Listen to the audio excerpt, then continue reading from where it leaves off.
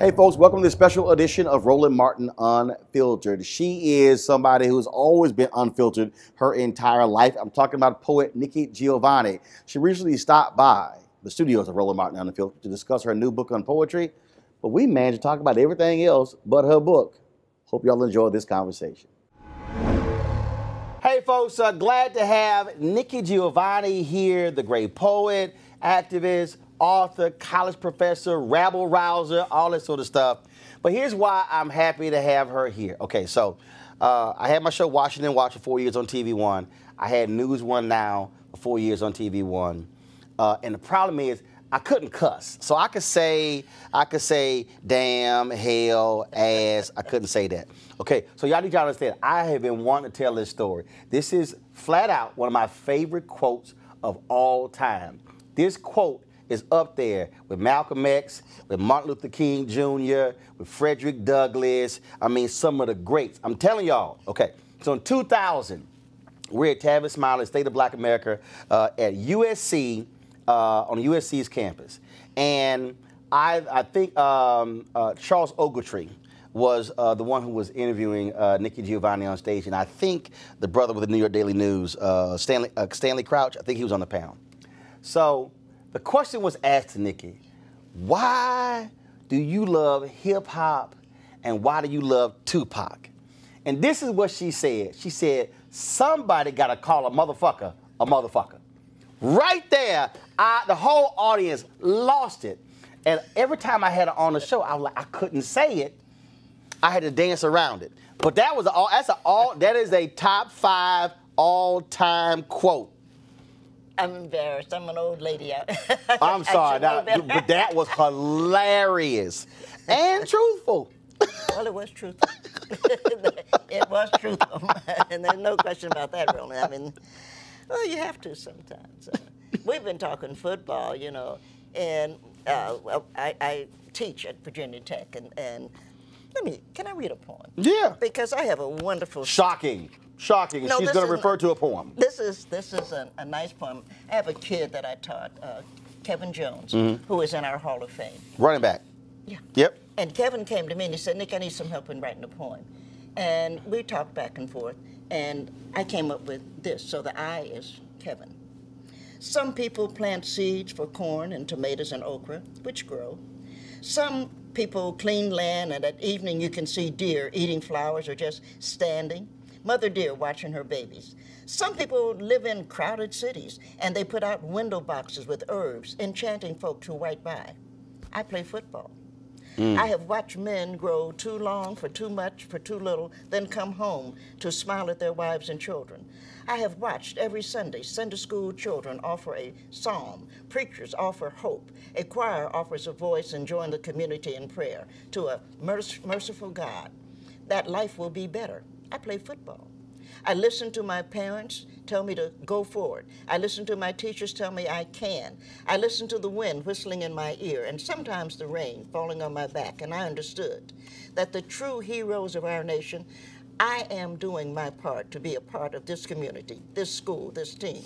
I am humbled to be considered for this Hall of Fame when I know the true heroes are the men and women who go forth every day. I play football. I hope I have done my part. And I think we forget that everybody does what they do. And aside from the fact that I love Kevin, I love the fact that those young men on that football team, they hurt. They don't get any money. They're not making $300,000. No. They're not making commercials. And I know people say they're getting an education, but only sometimes. So we could do better. Well, the thing that's interesting to me, like even as you were reading that, because the thing about poetry, first of all, poetry is personal. It's deeply personal. I was at Black Book Images in Dallas when they were still open. Yeah, I remember that. And I had somebody who came in and they said, I got a book of poetry and I want to sell it. And I said, well, the question is, are people gonna buy it? And so Emma Rogers, who owned it, I said, Emma, I said, how much poetry do you sell? And she went, you see the top of that bookshelf? She went, start right there and go all the way over there. She says, those are all poetry books that haven't been sold. And I said, so I always want to ask you this. When you hear that, why do you think people don't gravitate to poetry to purchase? I think people, first and foremost, that's not true. I've had 3 bestsellers for whatever things like that mean. But I think that we, the poets, have to come out and tell the truth, which means you're going to be offending people. I've been watching my mailbox lately because I'm not fond of the president. I think he's crazy, and I think he should be impeached if not arrested. And so, you know, now I look at my mailbox. I have to make sure that nothing's in there. Because, you know, and this disturbed me. Just let me say this one thing. These are the same people who put a bomb in a church and murdered 4 little girls. And they want to tell me they're Christians. And the book that they say that they believe in is a poetry book, especially New Testament. And I'm in love with John, the beloved disciple. I know that John was smoking weed. If you read Revolutions, you know he was smoking weed. Me, myself, I like Song of Solomon. Well, that's beautiful. Let me tell you something. If y'all want to read some sexual stuff, read one of them Songs of Solomon's. I was like, dang, Solomon, you were laying it down. But look what Toni Morrison did with it. So you're going to take these wonderful lines, words, images, metaphors, and you're going to find a way to use them. So I don't think you write a book because you want it to be a bestseller. I think you write a book because you want to tell the truth. Right. Well, now here's what's interesting though. So while you were reading that, ask somebody who speaks all across the country, and ask somebody who tells stories when speaking. Actually, as I heard that, and when I went to page 106 and read it, I said, "It's not a poem. This is a little speech." I mean, literally, literally what he, as I read it, I'm going, wait a minute.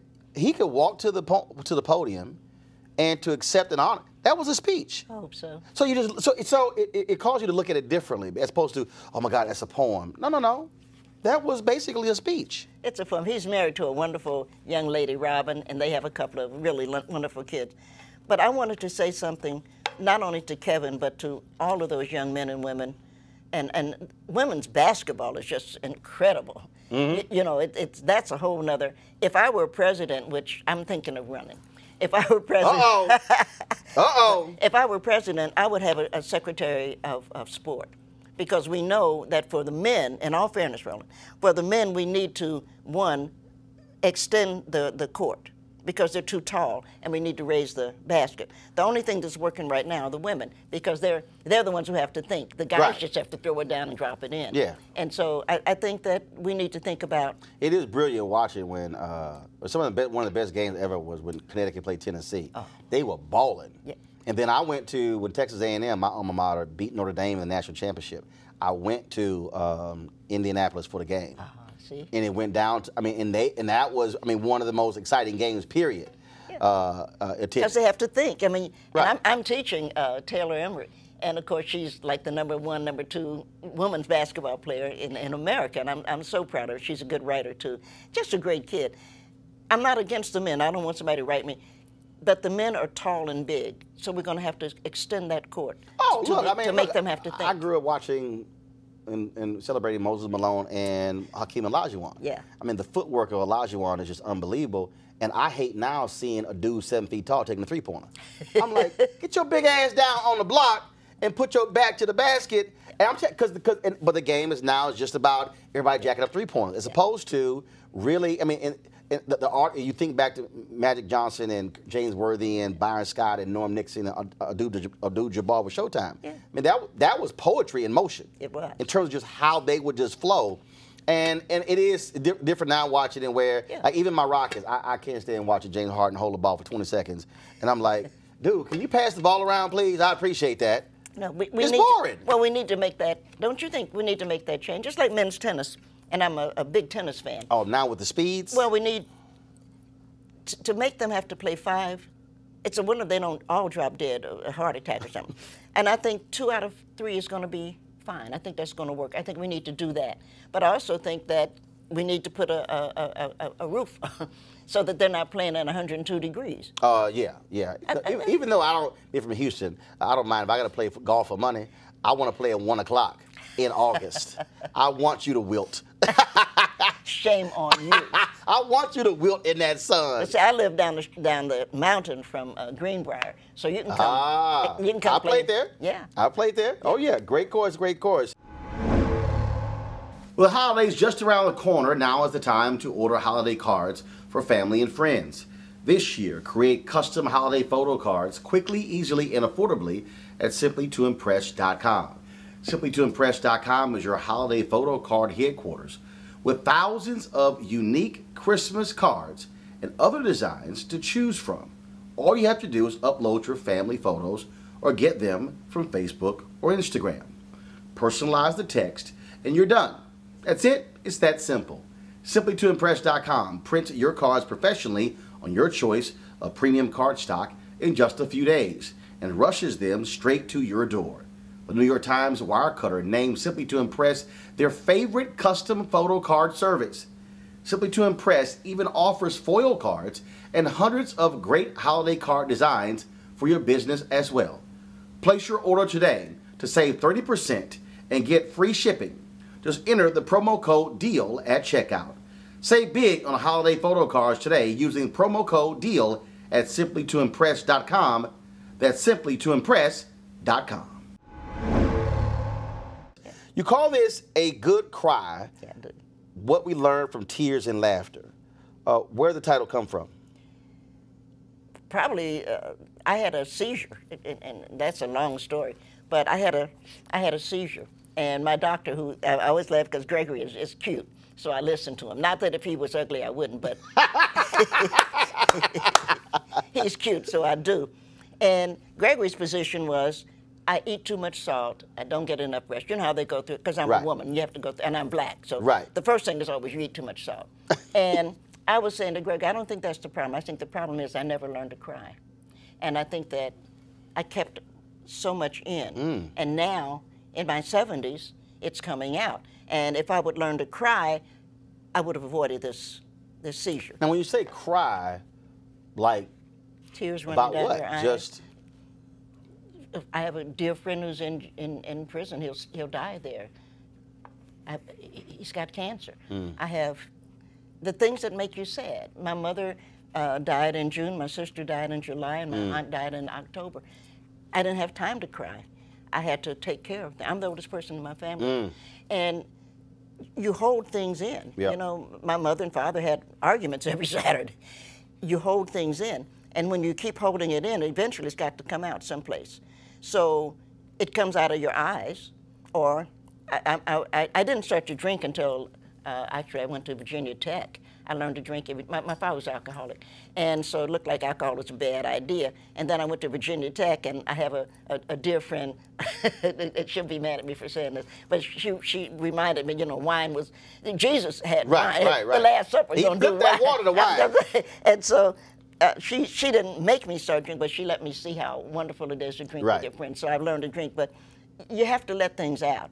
And I said to Greg, to my doctors beyond, I said to Gregory, I think if I had learned to cry, I wouldn't have this seizure. What did he say? He said, I think you're wrong. And I said, Gregory, I have given you a gift, because it's true, I have. I said, you need to create something, the Nikki, and when people come in and they're having, you know, problems, you need to say, oh, you have the Nikki, and you need to show them a good glass of champagne. We'll do this every night. You need to laugh about this, but you need to learn to cry when something's sad. You don't need to learn to be strong, because we live in a nation that tells you, oh, you know, you'll get over it. My mother died. People actually had the audacity, the stupidity to say, oh, you'll get over it. How are you going to get over your mother being dead? Right. I didn't get over my dog dying. Wendy, well, my dog is Wendy. Wendy died, and I've got, she is buried in front of the house with a plate. How do you get over what you miss or what hurts? You don't. You have to let it out, and that's why you have friends. And your friends shouldn't tell you, be strong, be brave, you can do it. Right. Your friends should say, oh, girl, go on and cry about it. I'm right here. That's what a friend is for. So we were at Aretha Franklin's funeral. It was interesting because, so Gladys Knight, so she was to my right. So we're in the front row, she's to my right. And she was really broken up about Aretha dying. And so she was crying. And so then Jennifer Lewis, who was sitting in her seat row behind her, she comes over. And so she's just standing right next to her, and so she's hugging her. Then she's just rubbing her back. And so then I walked over, and I was to hand Jennifer something, a fan or something. She says, no. She said, Roland, you got to do the old way. You got to go ahead and fan them yourself. But it was just one of those things where, again, versus just letting her sit there alone, she didn't say anything. It was just there, just to rub her back. Yeah. Just rub her back. Well, you know, Aretha is my soror. She's a Delta, and the Omega's ceremony was just beautiful. My wife was there. And she's a Delta. Yeah, she was there. I mean, she flew in crazy for it. as you are, and she had. I know you had to marry a Delta, and of now course. Hold up, she wasn't a Delta when we got married. She married an Alpha. But she got rid of him, didn't she? No, I'm the Alpha. You're Alpha. And then she joined Delta later. Okay. So she married an Alpha. Well. See, I always mess with the Deltas on that one.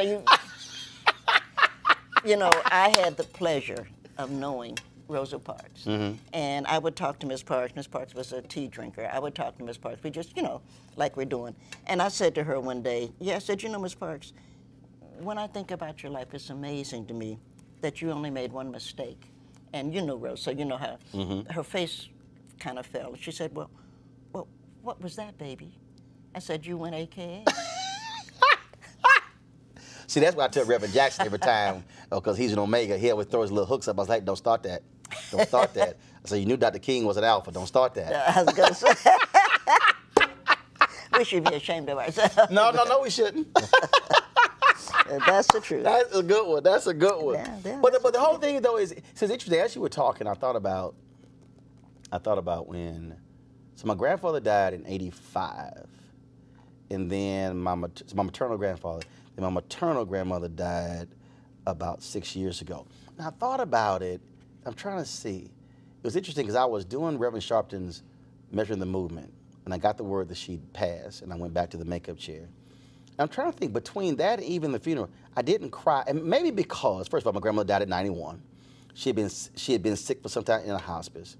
And I think for me, I spent so much time around them growing up. So for me, it was frankly a celebration of a life.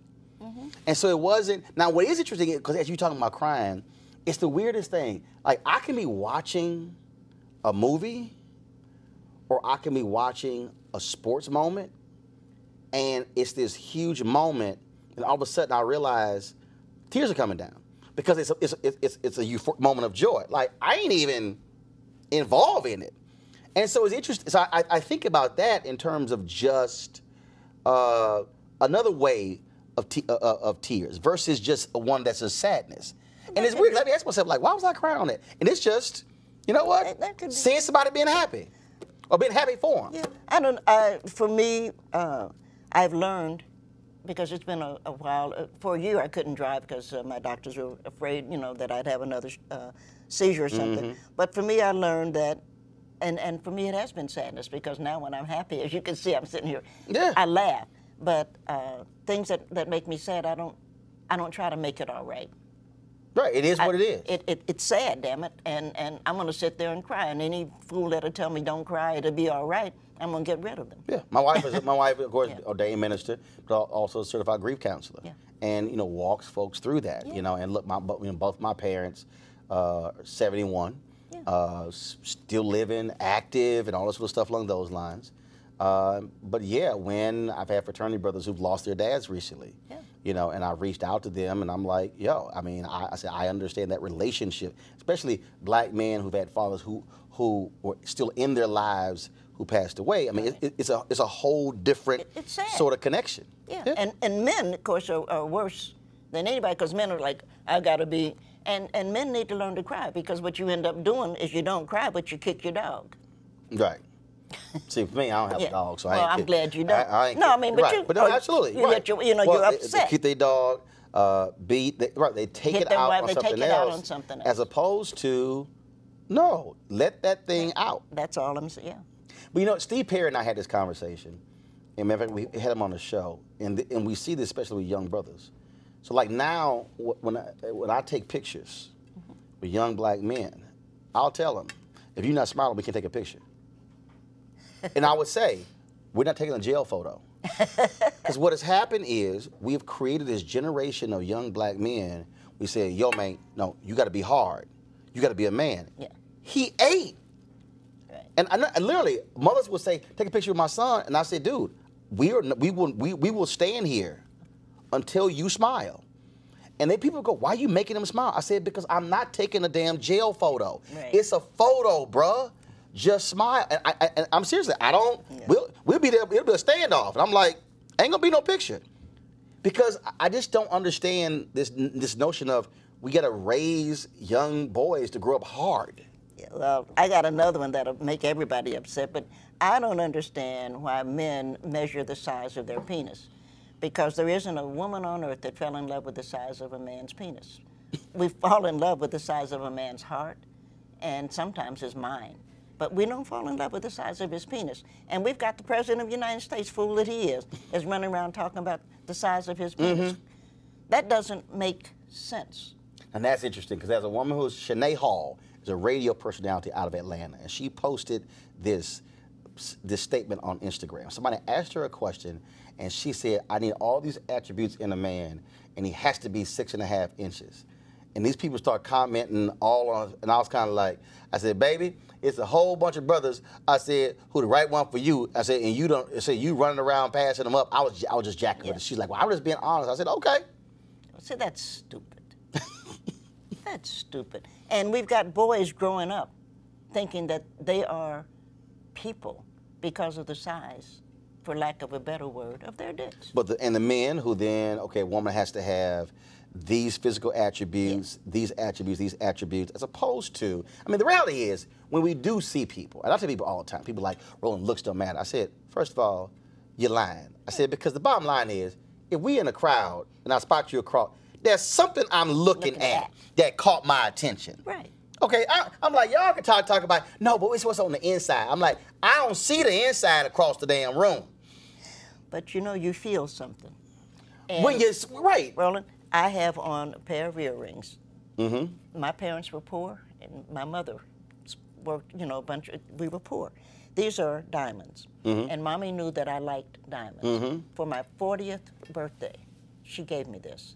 Diamonds are just rocks. And we pass rocks, we're here in D.C. Mm-hmm. We pass rocks all the time, but there is something about a rock. You out in the desert, you're in, wherever you are, mm-hmm. in South Africa, you've been all over the world, mm-hmm. and you'll see something, and you'll pick it up. And you're not responding to how it looks, you're responding to how it feels. And you'll find yourself taking it, and you might bring it home. You might not, I mean, right. But there's something that you respond to that is not just. Now let me be clear. I ain't like my wife when I met her. I ain't like her, okay? I thought she was a mean-ass preacher. I did not like her. And I told this story to Bishop Jakes on TVN. Oh. Yes, on Christian television. Did not like her. Like, okay, plus she had a whole bunch of gray hair at 34. I'm like, whatever. But this is exactly what, this is just, Nikki, this is true God's honest story about your sorrow. So we at church, and we were not in the church. We were not in the sanctuary. I need to qualify this. We were in a foyer.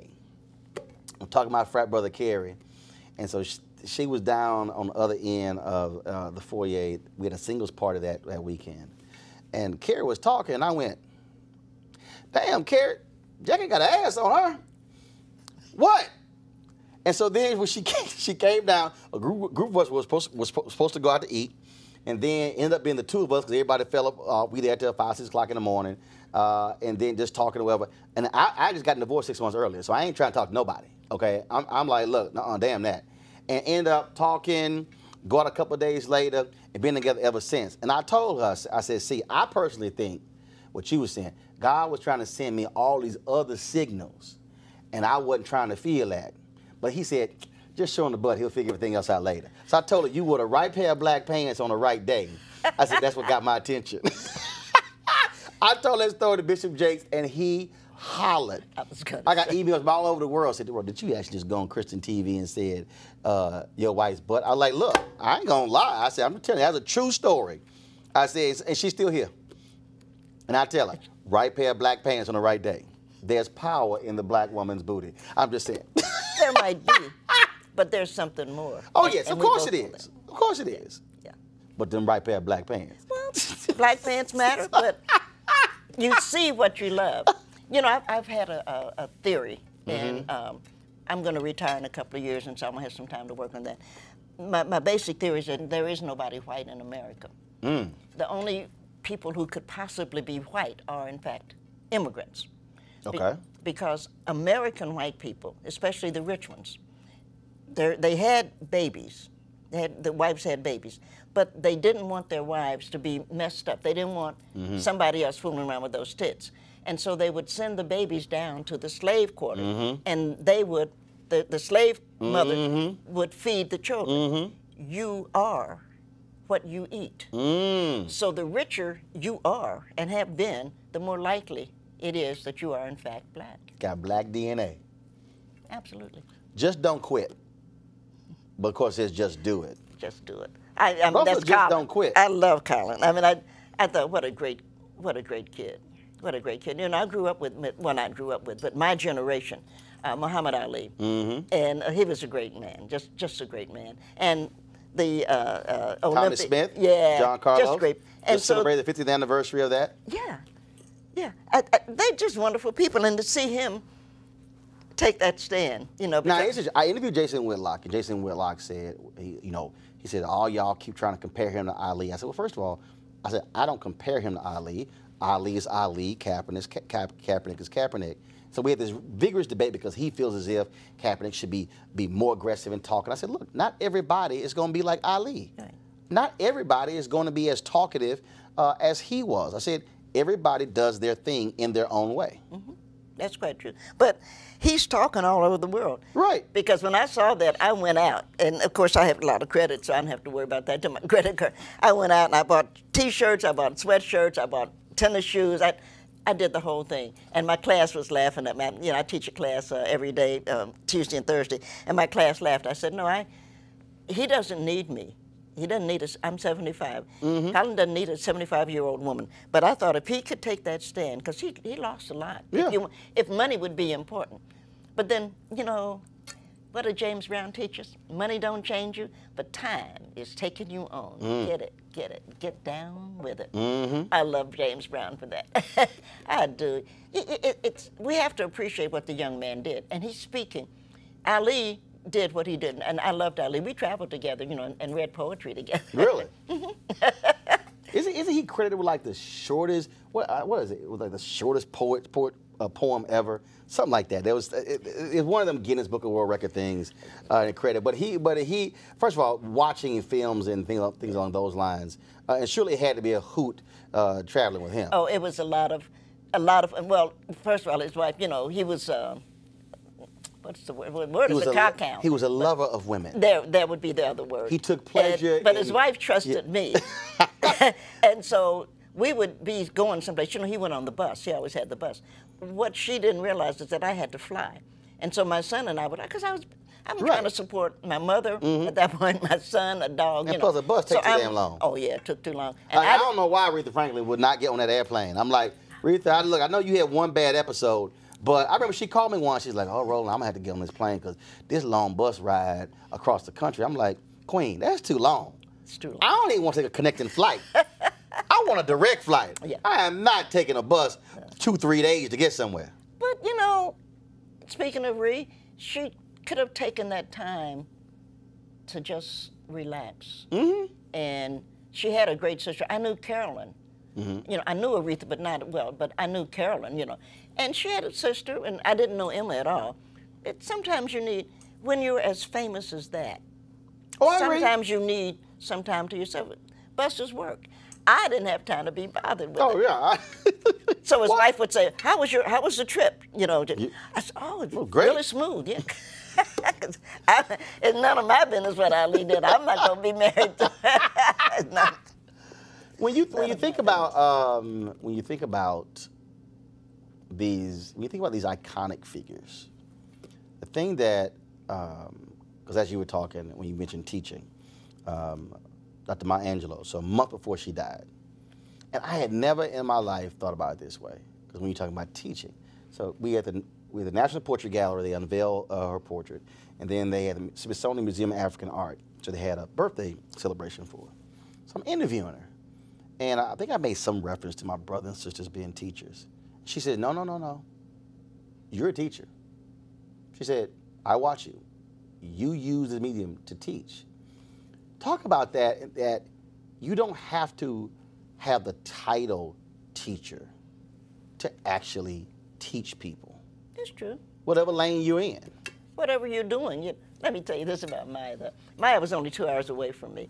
And I got to be a friend of Maya because she was always very nice to my mother. She would run into Mommy, and she was always very nice. And so over a period of time, we got to be friends. But Maya thought she could cook. I mean, I know you heard her say that. I think I can cook, but I'm right. I cook very well. So I would go down to see her because now she's in the wheelchair. I'd go down, and she would cook something, and I would say, oh, this is pretty good, but why didn't you?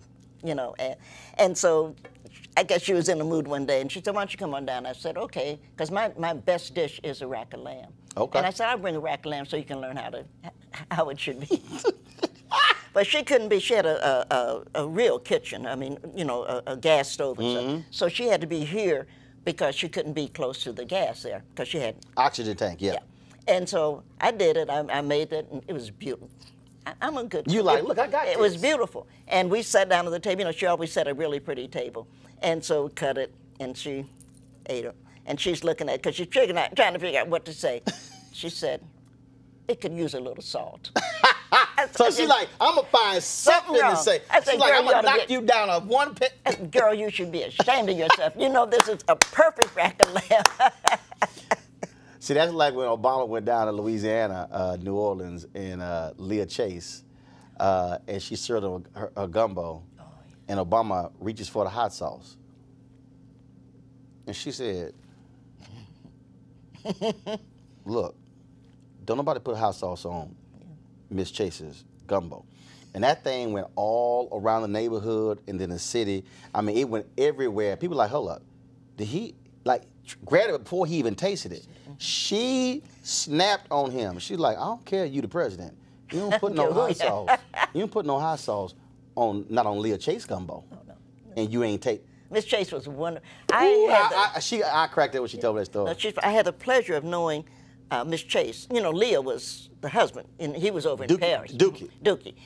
I had the pleasure of knowing her, and I had the extreme pleasure of being a good friend of Edna Lewis, who was on a stamp. You know, they finally put Edna on a stamp, which they should have. She should have her own stamp. They put Edna Lewis and Julia Child and James Beard and somebody else. They put them all on a stamp. But talking to the, you know, you don't do that. You don't put any salt on it. Either eat it, well, as my grandmother would say, every time I put something on the table, you have two choices. Eat it, don't eat it. Eat it or leave it. Because you didn't touch it. I mean, that's what, you know, I don't care what you thought about it. You didn't add, no, he good. He learned a lesson. Oh, no, he learned. Because she checked him. Oh, yeah. She's like, I don't care, you the president of the United States. She's like, you don't put no hot sauce on Miss Chase gumbo. That's right. Right. So no, he learned that lesson. Right. He felt that lesson. He felt that one. Yeah. When you think about all the things that you've done, is there something that you still wish, dang, you know what? I want to do that. Well, I have the pleasure. And I tease my son. I only had one child. I have a son. And my son had a daughter. And so I tease him all the time. I said, well, you know, no matter what you've been doing in your life, he's a lawyer. I said, but no matter what, you did one really good thing, no matter how you look at it. I said, you had the sense to have a daughter. And it's like, oh, God. But I'm into, right now, global warming, actually. Okay. And it's just a part of, I'm into space and stuff. The Arctic Circle has a worm. And I'm always doing this, but actually you can't see it. It's a teeny tiny worm.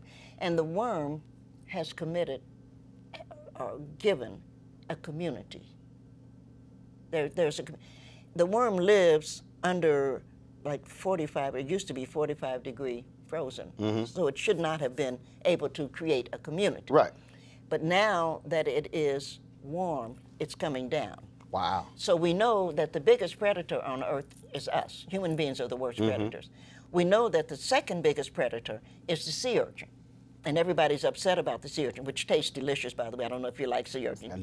Never had it. Delicious. Okay. Just cut the head off, and then you have to put to drain everything in it out, and you take tweezers and pull the That sounds like a lot of work. But see, that's a lot of work. Don't laugh and don't correct me, okay? I taught my granddaughter how to fix chitlins. See, I don't want to hear it, Roland. Let me tell you something. Oh my God. Go ahead, go on, finish the story. We have a history, and if I don't teach Kai how to make chitlins, who's going to teach her? No, it's just pork. No, I'm smelling this because, you understand, I went to my grandmother's house. Oh my God. I hit that door, and them chitlins hit me, and it almost sent me into a coma. I ran out that door and stood at the edge of her yard. And my daddy came up, because I went to the house early. He's like, what you doing? I said, yeah, man, say, dog, I can't go in there. The funk of them chitlins hit me. I said, Dad, I can't do it. I said, so, because my grandmother had a catering business. And so I worked with this since I was 7 years old. And we had to prepare for some wedding. I was like, man, I can't go in that house. I said, the funk of them chitlins, I can't do it. Turn them inside out and clean them. But now, of course, they can be frozen. So you're not having any smell.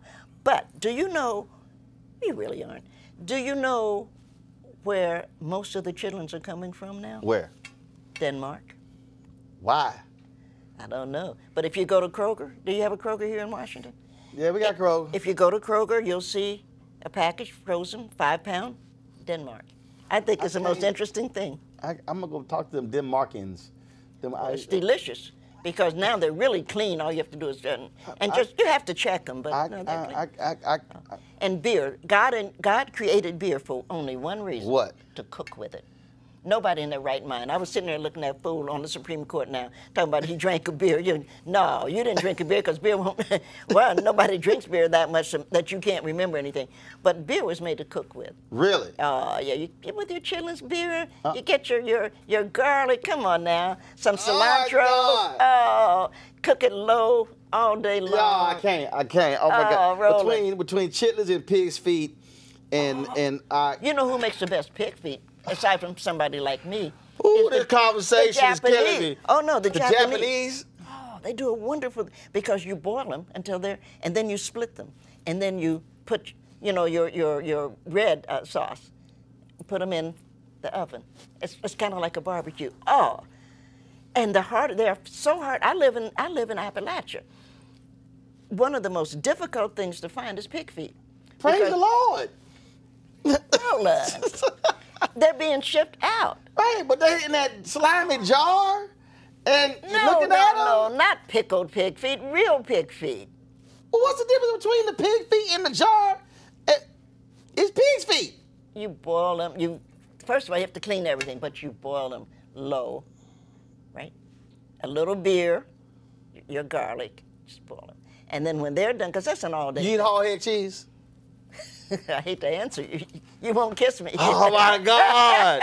My grandmother and grandfather loved hog head cheese. Yeah. We had to stop right there. I said, "Hold up, we ain't gonna get to the cheese part. I'm gonna stop at the hog head part." I'm telling you. Well, okay, you gotta understand. My grandparents, born and raised in Louisiana, Opelousas, Louisiana. Okay. And they moved to Houston. And so growing up, I still had relatives who lived in Crosby, Barrett Station, Baytown, which when we had the great Creole migration from Louisiana to California, they stopped all along the way. So I got relatives in all those towns.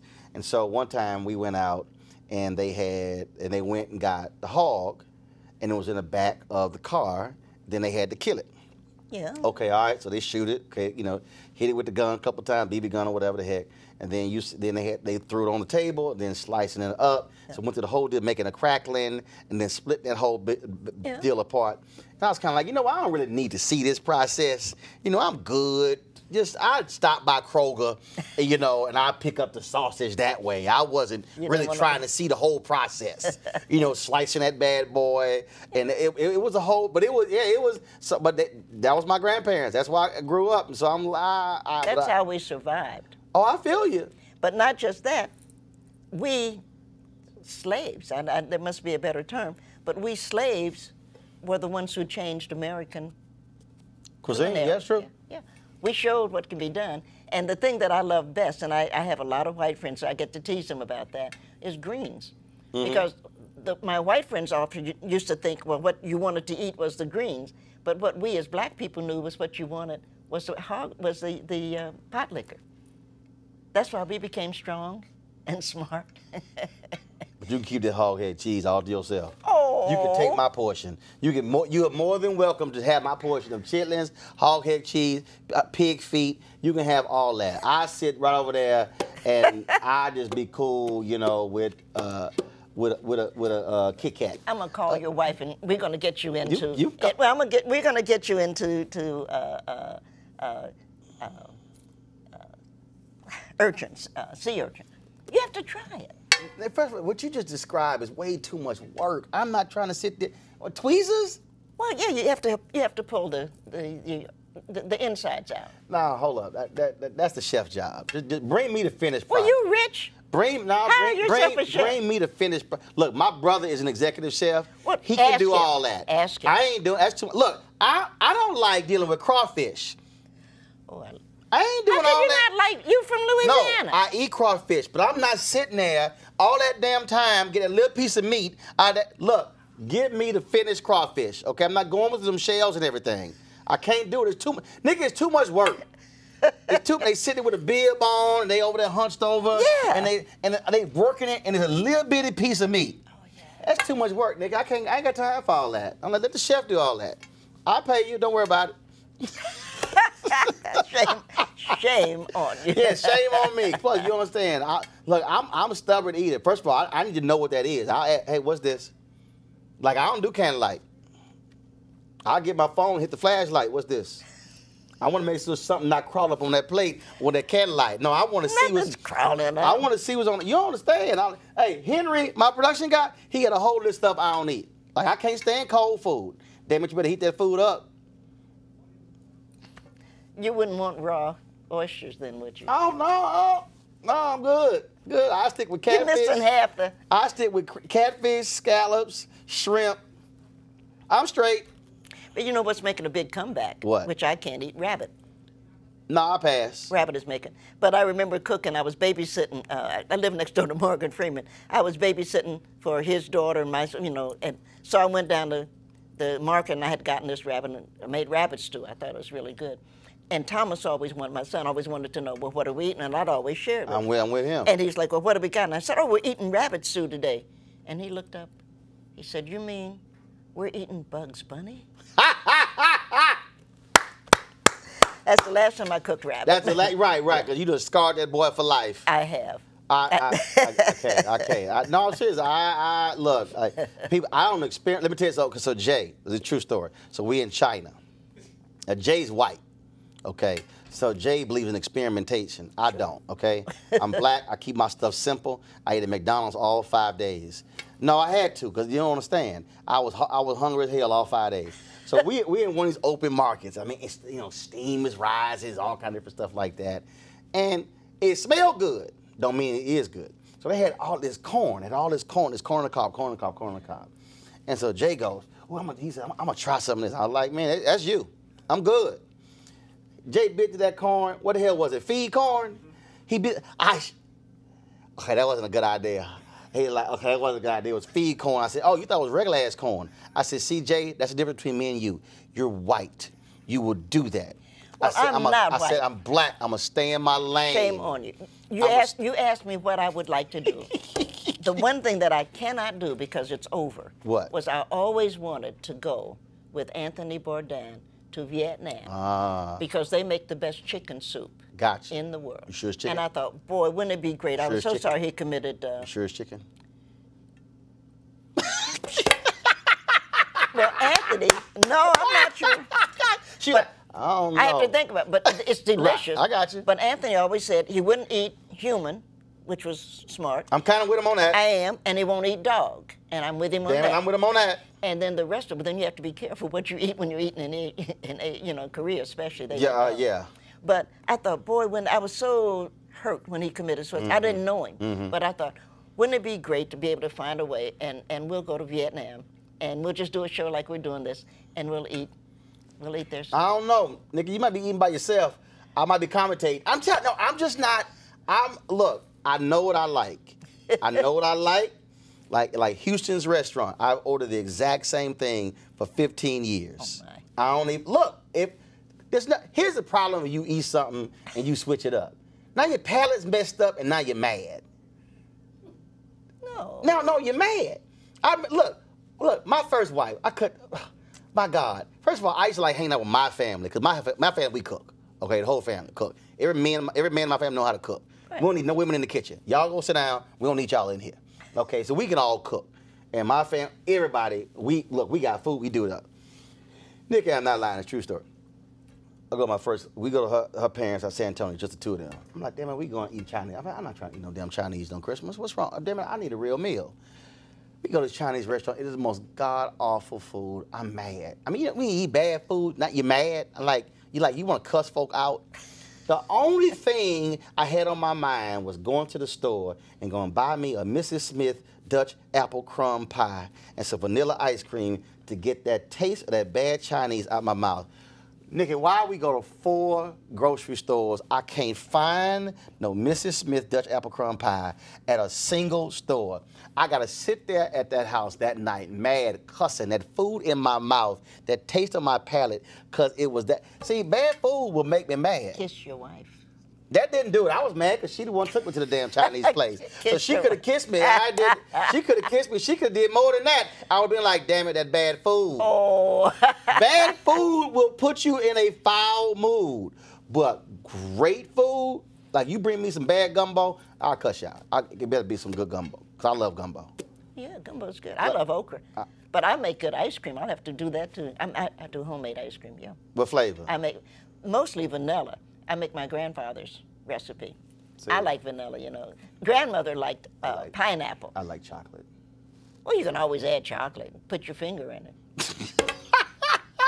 So y'all thought we were talking about poetry today, a good cry. This actually ended up being a food discussion. I'm sure y'all are shocked by that. Last question for you. You said you're going to retire, but that's retire from teaching. Yeah. Then what you going to do? What do you want to do? You going to do like Will Smith did and jump out of a helicopter on a bungee jump over to the Grand Canyon? No. Okay, all right. No, I'm going to write. I'm trying to write a couple of books. My granddaughter and I are going up to the Arctic Circle. Okay. We're excited about doing that, and I'm going to learn. Now, see, I hate to say this to you, but I want to learn how to use chopsticks.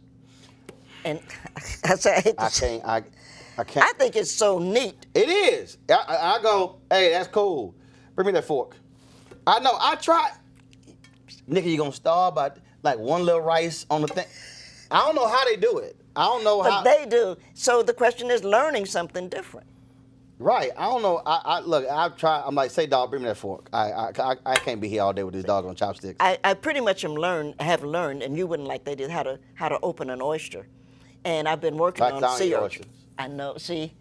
It's too slimy. There's no life without oysters. It's too slimy. Oh no, that's why God invented lemons. He put a little lemon. Oh. What, that's gonna get rid of the slime? It's not slime. But I ain't trying to eat that. There you go. What's it? Get a straw next time? No, just put a nice glass of champagne. But see, I don't drink. Well, shit. I've never drank in my life. Don't worry about it. It's a digital show. You can cuss. It's all good. You ain't got to cover your mouth. You can say shit. No, I've never drank in my life. I've never drank in my life. You're deprived. When you retire, you have to learn to... No. My brother would tell you, like, I don't want to see your ass drink. He said, you already a fool. I mean, I have never drank in my life. Not even a little champagne to... I've never drank in my life.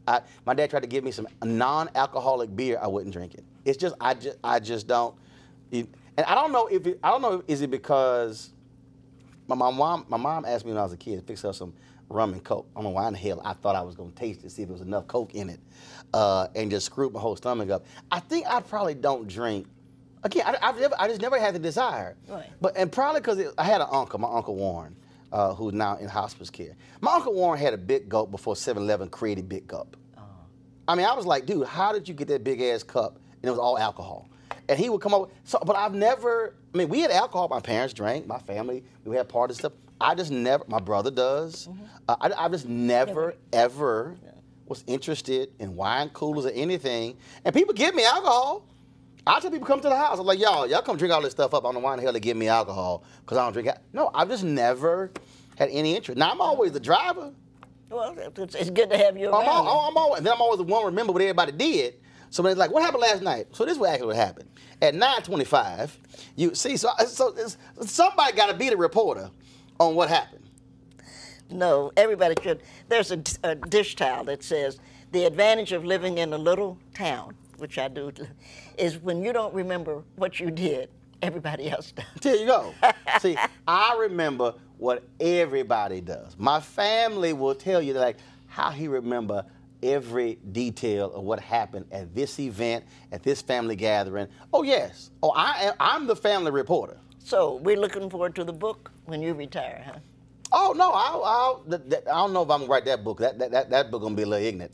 But that's how I use social media. So like my niece who just walked by, she does some work for us. She has her own hashtag, the Laney Chronicles, Lani. Oh. So stupid stuff she do, it go on social media. I create videos when she asks me dumb questions. When she's got her hair in a bonnet, I don't care. She's like, oh my God, my hair's in a bonnet. I don't care, it's my social media. It don't mean nothing to me. So yes, I will embarrass all of my nieces and nephews. And then they like, Uncle Roro, you play too much. And I'm like, well, y'all going to suck that thing up. That's what I do. So I'm the most hated and loved uncle at the same time. At the same time. Y'all, the book is A Good Cry. I know we ain't talking about the book, but we're talking about everything else. But I'm sure there are poems in here about eating oysters and hoghead cheese and sea urchins, sea merchants, and everything else. Again, good cry, what we learned from tears and laughter, and there's been a lot of laughter in this interview.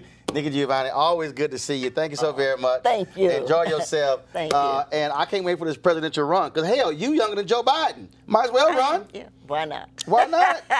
Why not? Well, Oprah might, and that'll be good. I could work for Oprah. Huh? Oh, no, she ain't running. She ain't running. She not Why gonna not? run. No, she's not gonna run. She's rich. She ain't gonna run. She ain't gonna run. Just like Michelle Obama ain't gonna never run. I can tell these people. Oh, Michelle shouldn't, because we know what happens when your husband used to be president. No. Oprah not gonna do it. Oprah not gonna do it. Well, if she does, I'm gonna be out there. Vote for Oprah. No, can y'all imagine a presidential campaign with Nikki Giovanni on the campaign? Can y'all imagine the debate between Nikki Giovanni and Donald Trump? So, Ms. Giovanni, your thoughts on President Trump's his policies? Don't even. And then she goes.